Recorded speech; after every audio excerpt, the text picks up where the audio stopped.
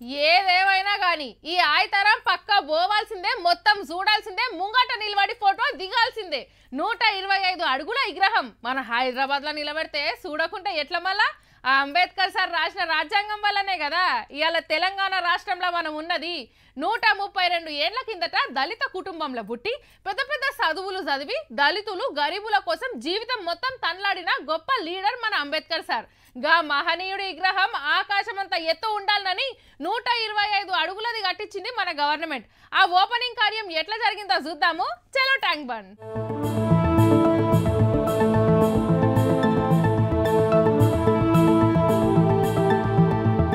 Hussain Sagar road పోంట CM sir ఇట్లొచ్చి car దిగేండు. పక్కకున్నది అంబేద్కర్ సార్ మన్మడు ప్రకాష్ అంబేద్కర్ సారు. బౌద్ధ గురువుల స్వాగతం తోటి లోపలికి పోయిండ్రు. ఇక మీదికి చూడుండ్రి 125 అడుగుల అంబేద్కర్ సార్ మీద గాలి మోటార్లకెళ్ళి గులాబీ పూలు చల్లుతుంటే జై భీమ్ అని చేతెత్తిండు సీఎం సారు.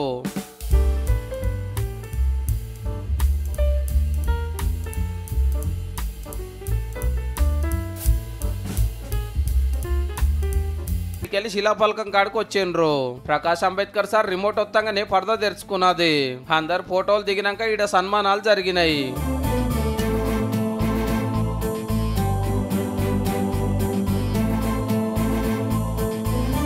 గల్మకాడ బౌద్ధ గురువులు పూజలు చేసినాక గులాబీ రిబ్బన్ కటింగ్ చేసిండ్రు. మ్యూజియం లో అంబేద్కర్ సార్ ఫోటోలు చూసుకుంటా ముంగటికి నడిచిండ్రు.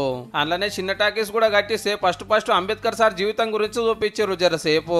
కోట్లాది మంది భారతీయులకు తరతరాలకు సరిపడా స్ఫూర్తినిచ్చిన మహనీయుడు, కీర్తిశేషులు డాక్టర్ అంబేద్కర్ 125వ జయంతి సందర్భంగా 125 అడుగుల ఎత్తున్న విగ్రహాన్ని బరాబర్ 7 ఏళ్ల కిందట ఇదే దినం భూమి పూజ చేస్తే ఇయ్యాల ఓపెన్ అయ్యింది.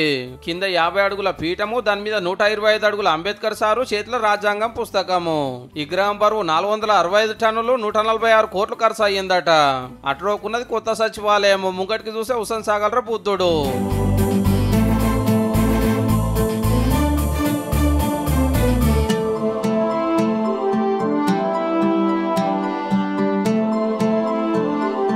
ఈడనే పెట్టిన మీటింగ్ లా మొదలు ప్రకాష్ అంబేద్కర్ సార్ మాట్లాడుకుంటా అంబేద్కర్ సార్ ఆశయాలు సాధించుడే ఆయనకిచ్చే అసలైన నివాళి అనుకొచ్చిండు.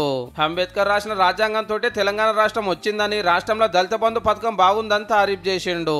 तो सेकेंड कैपिटल ऑफ इंडिया जो है वो हैदराबाद यहाँ पर बन सकता है इसी 1%. అయితే ఇంకా కేసీఆర్ సార్ మాట్లాడుకుంటా ఈ విగ్రహం కాదు ఒక విప్లవం, నా జన్మ ధన్యమైందని చెప్పి నేను మనవి చేస్తా ఉన్నా. పట్నంలో ఇన్ని జాగాలు ఉండగా ఈడనే ఎందుకు కట్టిరో ఎరికేనా?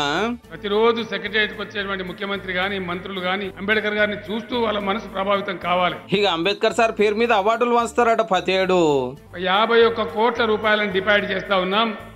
దాని ద్వారా ప్రతి సంవత్సరం 3 కోట్ల రూపాయలు మనకు వడ్డీ కింద అందుబాటులోకి వస్తుంది. ప్రతి అంబేద్కర్ జయంతి రోజు మంచి ఉత్తమ సేవలు అందించిన వాళ్లకు అవార్డు కూడా ఇవ్వడం జరుగుతుందని. తెలంగాణలో ఇప్పటికే 50,000 మందికి దళిత బంధు ఇచ్చినాము, మా పార్టీని గెలిపిస్తే దేశమంతా ఇస్తాము అనుకొచ్చిండు కేసీఆర్ సారు. తప్పకుండా ఈ 24 పార్లమెంట్ ఎన్నికలలో రాబోయే రాజ్యం మనదే మనదే మనదే భారతదేశంలో మనవి చేస్తా ఉన్నాం.